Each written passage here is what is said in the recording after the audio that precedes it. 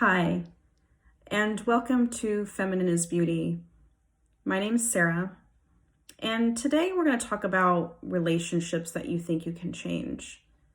So, you might be in a relationship right now where everything is going really, really well, and you think you might have found the one. You think you might have found the right partner, or you might be in a relationship or a marriage right now where things were going really, really good in the beginning. And then you saw that things weren't as rosy as you thought they were after you got married. Well, today I'm going to talk to you about how I thought I could change my husband from addiction. There's a lot of people out there that have, drug and alcohol issues, and they're dealing with somebody right now, and you may be dealing with somebody right now in your home. You may be married to an alcoholic. You may be in a home with a drug user. Because were things that you thought you might have seen, but you might have missed the mark. But usually when you go with your gut instinct, you're going to know that there's something not right. And those are the things you really want to listen to and abide by before making any serious decisions, especially a decision to get married. With my situation, I saw the flags, and I'll talk about that at the end of my testimony. Be able to help somebody out there who may be struggling with addiction, or their spouse is out of control and they don't know what to do. I just want to tell you my story and let you know that you're not alone out there, and that there is help, and you can get through this, and you can come out bigger and better and stronger than you ever were before. But most importantly, it's really about your relationship with God. And that really helped change and transformed my life. So I'm excited to, tell you my story of what I went through being married to an alcoholic. My first marriage, as I had talked about in my first video, ended after 13 years of being together. We were originally married for 7 years. But we were together 13. So we were together from the time I was 19 until I was about 32. That marriage dissolved. As you may know, if you've ever been through a divorce, it's a very heart-wrenching experience. I would honestly say it's worse than a death, because at least a death, they don't exist anymore. They're not here. Of course, their soul and their spirit, and they'll be near and dear to your heart, or they may be in heaven, or whatever outcome may be. But a divorce, they're still around, and they may move on with somebody else, and they're still out there.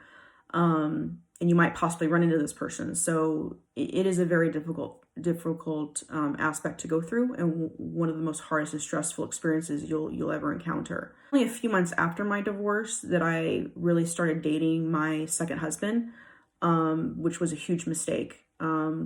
I never really gave my chance to heart to heal. I just went from one fire to the fire pot, and never really had a chance to heal myself. And I really highly recommend that if you're in that situation, to not jump into one relationship to another, because you're not ready for it. So after I just started dating my second husband, before we were dating, we had worked together. We were working together in a tea shop. He had really, really been there for me during this time of pain and suffering. And through my first marriage, he was there for me. He had questions for me. He was there. He was consoling me. And, we would go out, and he would be a friend. And, we just developed a close bond. And we started to develop a relationship on a more personal level. During this time, I was really trying to deal with a lot of the emotional wounds from my divorce, and he was honestly there for me in a time of need. I, at this point, was attending church every Sunday. I was living on my own, and my job was pretty stable. And I really loved what I did. My job and my church were really my sanctuary. That's what kept me grounded. That's what kept me going in the direction that I needed to go to. These two facets of my life are what kept me moving and pushing forward. You know, God will utilize certain people or situations to help push you to get past difficult times. And my work, which I really loved, and going to church was what did it for me. I was participating in weekly ladies groups, so that was nice to kind of share different things and talk about what's going on in my life. And they all knew what I was going through and the hurt and the pain, and because we had started going to that church before he left me, my ex-husband. And they knew the pain and the heartache that I was going through. For a short time, I really found my relationships as a revelation of my peace with God. I had really developed some good relationship foundations with the ladies in the church, and I thought I was starting a good relationship with the person that I started seeing, and things seemed to be on the up and up. But on the inside, I was a mess and still trying to deal and work. And I was also seeing a psychologist at the time too. So I kind of had a lot going on and really had no business pursuing any kind of relationship because I was just trying to heal myself. Then as I started to date my ex-husband, I was one foot in the church with my relationship with God, and the other foot I was fighting worldly temptation of wanting to be in a relationship even though I knew it wasn't right for me. Because it was something I wanted so badly. I really wanted my first marriage to work. I begged and pleaded and fought and tried. In fact, something that he told me to was my default was that I was too loyal, because I wanted it so bad, and I tried so hard to save it. But I knew it wasn't something that could be saved because he wanted to move on with somebody else. Really trying to deal with that and heal from that and forgive him. And I hadn't healed and done that yet, and I was already jumping into something else. He gave me the attention that I thought I needed. I thought it was the attention that I was looking for. From the outside, he was everything, honestly. I thought I was looking for in a man. He was caring, he was friendly, he had a great personality. He was loyal. He was very loyal. We were both very loyal individuals. And that, I think, was what really built our bond. He appeared to be a family-oriented guy. He talked a lot of the right things. A lot of the right things came out of his mouth. And I wanted to believe every word of it. And I sucked it all up because of the place that I was in. The way he would talk about his friends, his family, his exes, and how, he still had a good relationship with some of them and was more friendly, and some of them, kind of ended in a more disastrous way, which could have been some red flags. And that he would talk about how he would do things differently, like what he learned from his past experiences and apply it to his future needs. So I found that really appealing. He even made promises to my family. So he would say, I'm going to be the right man for her. I will be here for her. I will take care of her. He really sang the right tune. He really made me feel secure and comforted. My values started to shift into more of what mattered in life. I was really in a place and a thought that family was really, really important to me. And I was really engulfed in my work.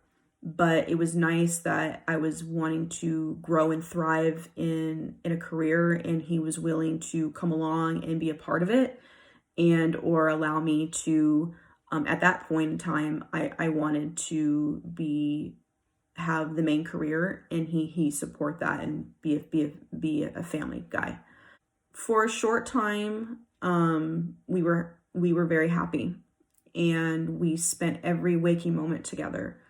We would talk for hours, hang out at home. We would watch movies. It was fun. It was a fun time and experiences that, I really cherished. We went to the beach, things like that. Until his addictions to drugs and alcohol really took over the relationship. I thought I could change him, and I was very, very wrong. After about 6 months of dating my second husband, I was promoted within my company to a district manager. which required me to move to Indiana. And he came with me. We were really evolving. It was like a whirlwind relationship. And while we lived in California, before the move, he was starting to drink pretty heavily. And these were signs that I should have saw. But when you're in a relationship and you're intimate with somebody and things were going on and you're one foot in church, one foot in the world, and you're, at that point, I was a very lukewarm Christian. I didn't see the signs. I didn't want to see it. And that's really what it was that the signs were there. I just didn't want to see it. And I thought to myself, because at that point, he was 7 years younger than me. And so he was only 25 and I was 32. So I really thought that this was a phase and that he would grow out of it. At least I thought. I was really excited about my promotion because it got us to leave California. I wanted to try something new experience, new adventure. And that was really exciting to me. Where we lived there was too many memories of my ex-husband. So it was just really important to get out of town. Old friends made me uncomfortable. So I just wanted to get out of Dodge. But really what I think I was trying to do was that I was trying to escape the healing that I never had where I was living. And I thought that escape would be getting in and jumping into a new relationship. And that ended up backfiring on me. So what I thought I was doing was the right thing by leaving. I never solved the issue from when, getting out of my first marriage. Leaving out of California and moving to Indiana, I really thought was going to be my fresh start of life. I really thought, this is it. I see green pastures. Everything looks wonderful. But what ended up happening is that what I thought was going to be so beautiful ended up burning me in ashes. We lived in Indiana for almost 2 years. And I was promoted again to Chicago. I was doing really well in my career. My boss was really happy with my performance. I really wanted to grow. I was really career oriented, loved my job. And it was a good financial provider for us, to take care of us. We were married at the time, and I was 6.5 months pregnant. He was still smoking weed at this time as well.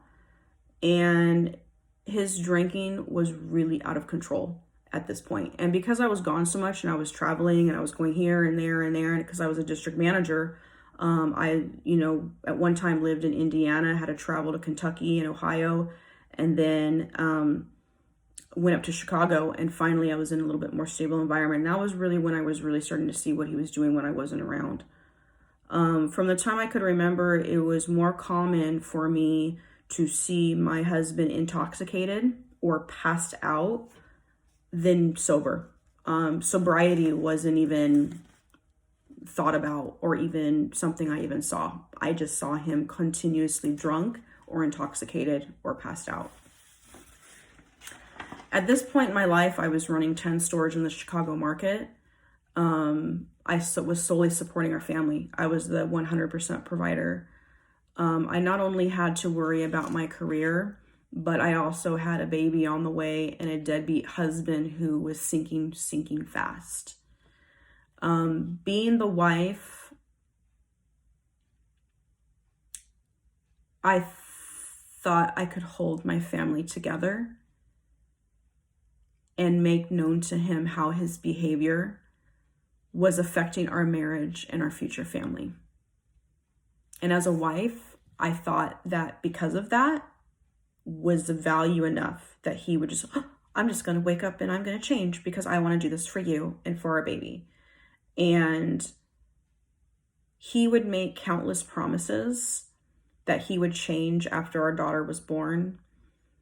He was at the hospital and stayed until she was born.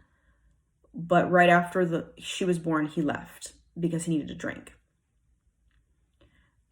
I remember at this point when my daughter was born that I was left in the hospital alone. I was sad and it felt abandoned. We had no family in the area. And since I worked 7 days a week, We had no friends to visit in the hospital. My husband finally returned the next day, and in the afternoon, when he was sober enough to drive, he finally shows up. His promises became more and more empty of words, and his behavior really truly showed his identity. I hoped and prayed. I prayed until the cows came home. I prayed hard that he would change. And his behavior came worse and worse. My greatest fear was that I would wake up and he would be dead from drinking too much. Or worse, something tragic would happen to our daughter from neglect. We had agreed he would be a stay-at-home dad, but the responsibility had become too much for him.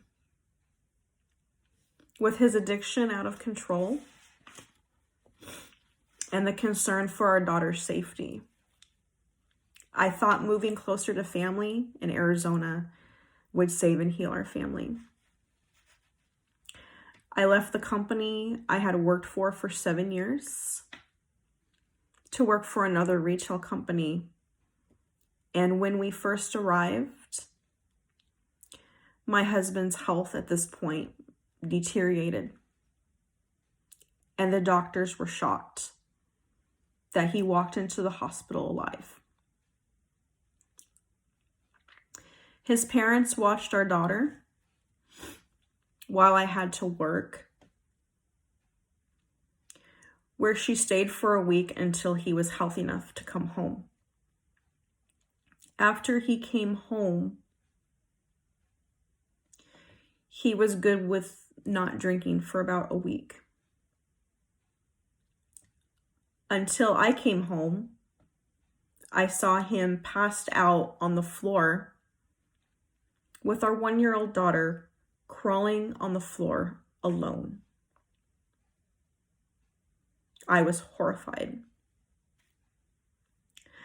I demanded at this point in our relationship, in our marriage, that he went to rehab or our marriage was over. At first, he could not admit he had a problem. He never thought he had a problem, even though it was blatantly in his face. He still couldn't admit it.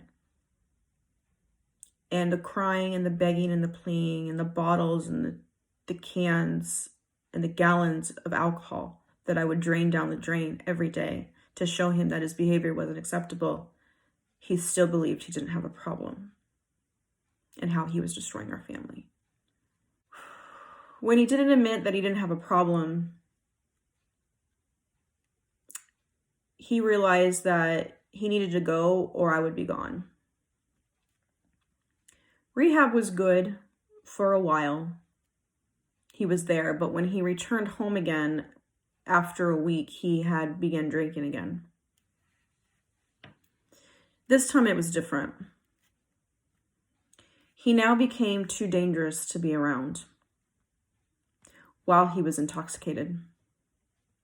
At this point in our marriage, there wasn't a marriage. I was done. Because now it not only was about him, but it was more about the safety of me and my child and putting us first. My daughter and I moved like thieves in the night, and my mom came up to help me pack, and my dad and brother took what they could to move us back with my parents in California. My husband at this time moved to Colorado to live with his sister until he broke their rules as well with drinking. He was forced out of their house. It was always with him, especially with someone who has addiction behaviors. He was very stubborn, and it was always his way or the highway. And even with someone giving him tough love, it never seemed to hit him rock bottom.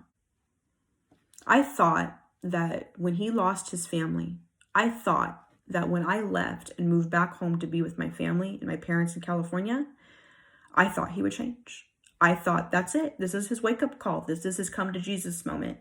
And I prayed that he would change and change and change. But it didn't faze him. What started as a whirlwind romance turned into the biggest disaster of my life. During the time I was with my ex-husband, I stopped going to church, which was the start of my healing process with my first husband. And I thought that if I had laid out our relationship expectations and I was mandating my husband's behaviors, my ex-husband at that time now, he would want to change for me. Or at least make the changes for our daughter.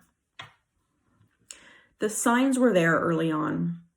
And because I didn't want to be alone and he made me feel wanted and desired, I thought because I was such a good person, loved God, did it all, worked through the struggles, it would have saved our marriage.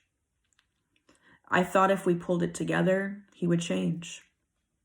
This was hard and a difficult lesson I had to learn. The only thing that could change him was God, and not me or our daughter. What did change, though, is how God used a devastating situation and changed my desire to be closer to him. I held on to hope for another 2.5 years, prayed and declared my faith that he would change and turn his life around. And it didn't happen. I can remember even at the church that I've been going to for the last, 4 or 5 years, declaring that our family would be together and believing it by faith. And it just wasn't the plan. I filed for divorce. He made the choice not to change. And when you choose not to change your behavior, there are consequences to those choices, which granted him a criminal record, a warrant for his arrest, restraining orders, and absolutely zero contact with his daughter. Because of his choices and the decisions that he made, he died of liver disease and kidney failure this past year, I should say.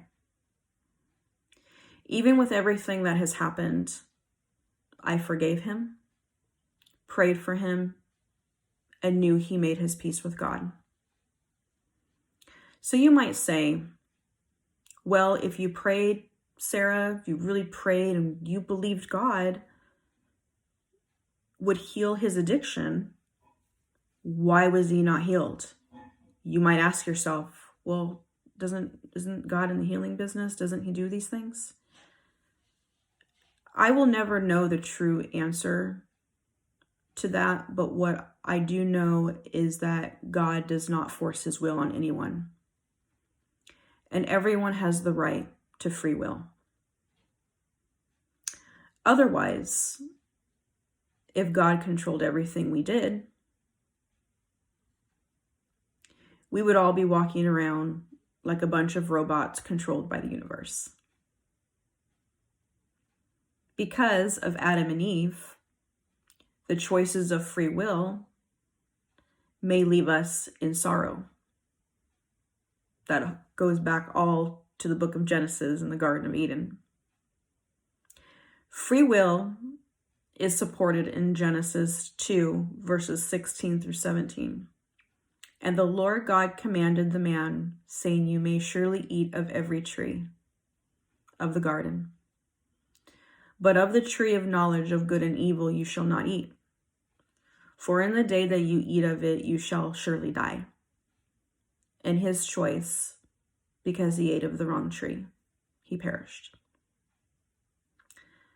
The die in this context could mean physical, which happened with the wrong choices, but it also could mean spiritual death, meaning unrighteousness. God can only work on our heart, mind, and soul, and we have the free will and choice to change our behavior, whether it be for good or evil. Even though my ex-husband had decided not to change, and we will never become a family, does not mean that God has abandoned me and my daughter. The Lord will never leave me nor forsake me, as it says in Deuteronomy 31:6. For I know the plan for my life is greater than I can ever imagine. For I know the plans I have for you, says the Lord, plans to prosper you and not harm you, plans to give you a future and a hope. And that is found in Jeremiah 29:11, which is one of my favorite scriptures. My faith in God and holding true to his promises has completely healed me and transformed my life. Some of the signs that someone may be an addict, and you might be having a loved one that you're dealing with right now, or your spouse may be an addict themselves, and it's just become too unbearable to deal with. You have friends trying to help. They're trying to tell you to get out. They're trying to tell you, do this for him, do that. And you just don't know what to do. A lot of times it can happen because they get addicted to painkillers and they start taking it over and over, and addiction can happen pretty quickly. With my ex, it was he smoked weed, he then got into other drugs, and then he became seriously involved into alcohol. One thing can kind of lead into another. If you start to notice someone's passed out every single day, they don't gain consciousness, that's a very, very, very serious sign that somebody is drinking in your household, or that they're still mandating these behaviors behind your back. If they're gone for long periods of time, they say, oh, I'm going to the store, or I'm going to go pick up some food, and they don't come back for like an hour later.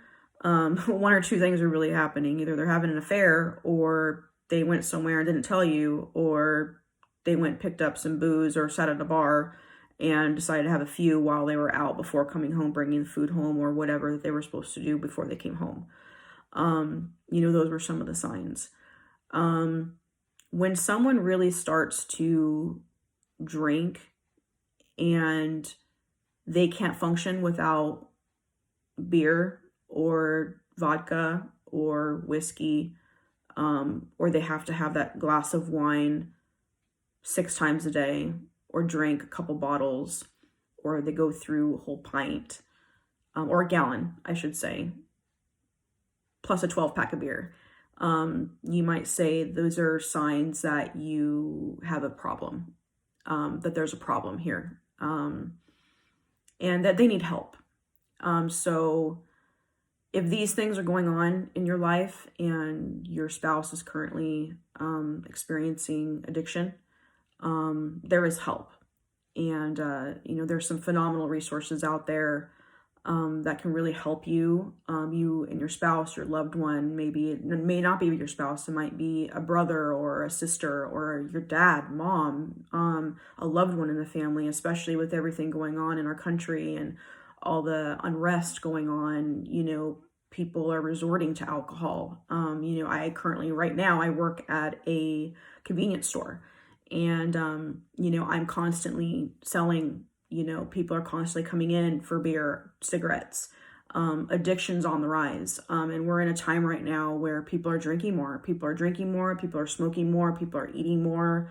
I know I was kind of caught in this, with me, I love to eat. So, and, I love snacking and sweets and things like that. And, other people resort to other things. But, it's, you need help if you know somebody that has these issues or concerns. Al-Anon is a really great resource. They help and hope for families of friends of alcoholics. So Al-Anon, it's spelled Al-Anon. You can find one in your area. Another one is Celebrate Recovery. This is a really great Christian-oriented nonprofit organization that is honestly a lot of times through local churches. They're an American Christian 12-step program. So this is something I also recommend. I know people that are currently going through the programs and have loved ones through it and have seen a lot of success. Often they're giving testimonies from their sobriety, which is really great. And there's also Recover Now. Is also another resource too as well. It's a detox treatment hotline. So if you want like a direct phone number for your next steps, it's I'll give the phone number here. It's 1-855-692-3675. Again, this is in America. So again, the phone number is area code 855-692-3675, and they're a detox treatment hotline. And they can also help give you guidance or advice on what to do for next steps if you have a loved one who may be suffering from addiction. So, I really hope that this message may help some people out there. I just really feel led right now to just pray, for anyone that may be suffering from addiction, or you currently went through it, or your loved one or spouse is going through it. So I'm just going to pray. So right now, Father God, I just, come to you right now for anyone that may be watching this video and may be touched, or they're experienced through something similar of what I've been through. Lord, I just pray that you're with them right now, and you're giving them the guidance and the strength and the encouragement to go through what they're going through, and to let them know, Lord, that they are not alone, and that there is hope for them, and that they will get through this. And it may be a situation where they'll get through it together and they'll recover and come out of it, and it'll be a beautiful story. Or it may be a situation where it's somebody's wake-up call, and that they know they need to get out and get out immediately, as of what happened with me, in the safety for me and my daughter. And so, Lord, I just pray that, you're touching these people right now. And I pray that they get the help that they need, and you give them the guidance and direction in your name. In Jesus' name, amen. Well, thank you for tuning into this video. And I really hope that this was a resource that was, my story could help somebody out there that may be going through the difficult thing that I went through. But there is hope out there, and you can get through this, and you can live through this, and my daughter and I are doing well. We're in church, we're plugged in, we have supportive family. And I just wish you all the best. And until my next video, I'm not worried about subscribers. I'm not worried about likes. I'm really just doing this video because the Lord told me to do this video. And it's a calling that this is something that I need to do. And I wanted to get the message out there. And I will be doing more videos to come, slowly but surely. But thank you for tuning in, and God bless.